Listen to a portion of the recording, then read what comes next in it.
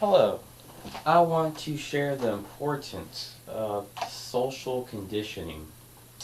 It's important that more grants are given to organizations that support rights for men, rights for felons, and men that are minorities, and also disadvantaged whites that live like in Tennessee, Georgia, Mississippi, Louisiana, Alabama, and so on. Because many people are hurting right now. How can we recondition the minds of people that are downtrodden and oppressed, that are full of misery and hate? I feel that the only way we can recondition the minds is by providing more educational programs. When we go to like these workforce development centers, they have classes on writing your resume, using Excel, but now we have like Alice in Global Learning. We have sites now that make your resume look so sharp. You don't need none of those services. They're all free. And you can go to any library. There's even programs online where you can get a computer sent to your house for a small monthly payment a month. So I find it necessary and imperative that people seek to help those that are at the bottom by providing more programs. Wouldn't it be neat if we had programs that can teach people different languages so that we could actually work in other countries, doing, even if it's a job where it's $7, $8 an hour, teaching these men not so much about how to balance a checkbook and minor stuff, because they already know all this stuff already. It's very easy. But teaching men how to understand the right to live in their community, helping them to understand the right to be able to have access to affordable housing. As long as men do not understand that they have a right to live here, then they will continue to sell drugs and commit crimes. Now, I was at the Waffle Shop about 4 years ago, and there was hardly anyone there. And the guy behind me was a law enforcement officer. He had no idea that, we used to be classmates because I had, aged a little bit and I looked totally different from when I was a kid. So he didn't recognize me, and I was sitting there behind him, and I heard him talking about groups of people and low-income areas, and they were kind of like observing how we have to get them off the street because they have no opportunity, nowhere to go. And isn't that funny that all these people that they were talking about were all eventually arrested? And I said, hey man, after he stood up and was getting his refill of his tea, I said, hey man, I used to be in school with you. You remember I used to help you teach you to how to do fractions. When we were in school, we used to have to pair up in groups of stuff, and we used to all help each other.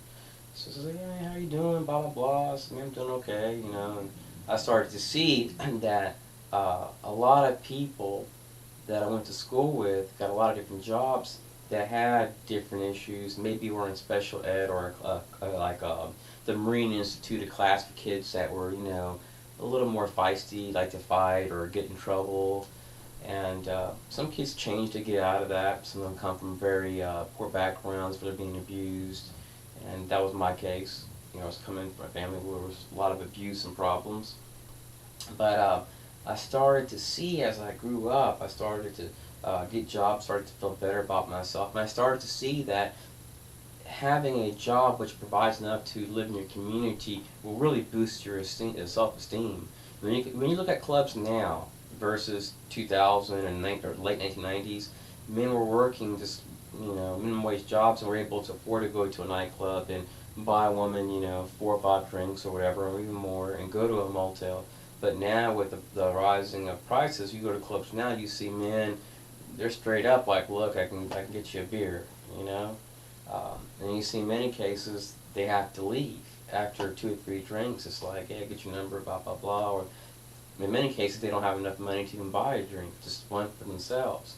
So it goes to show you that not only are men hurting, it goes to show you when you look even in the communities that there's really no help for them. People are so busy trying to get people in trouble and get them off the street versus helping them out.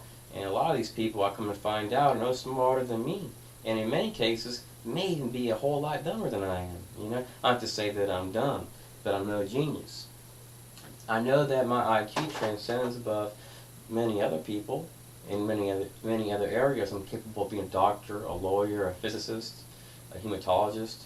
But due to laws and restrictions, my ability to excel is limited. It has nothing to do with myself. It has to do, or the law of karma, it has to do with man. Man imposing laws and restrictions which prohibit me and tens of millions of men from excelling in life. And it's also destroying the country. It's like, okay, we don't want you to get up, stay down, stay down. And at the same time, it's making other people like scumbags, especially these Republicans. And it's going to reach to a point where all these men are just going to be sitting at home living with mom and dad not wanting to work. Well, actually, it's happening right now. We're seeing men, okay, they're saying, okay, I'm going to go to work, and I can't take care of myself, I can't rent, I can't do nothing. And most of us don't even believe in homelessness.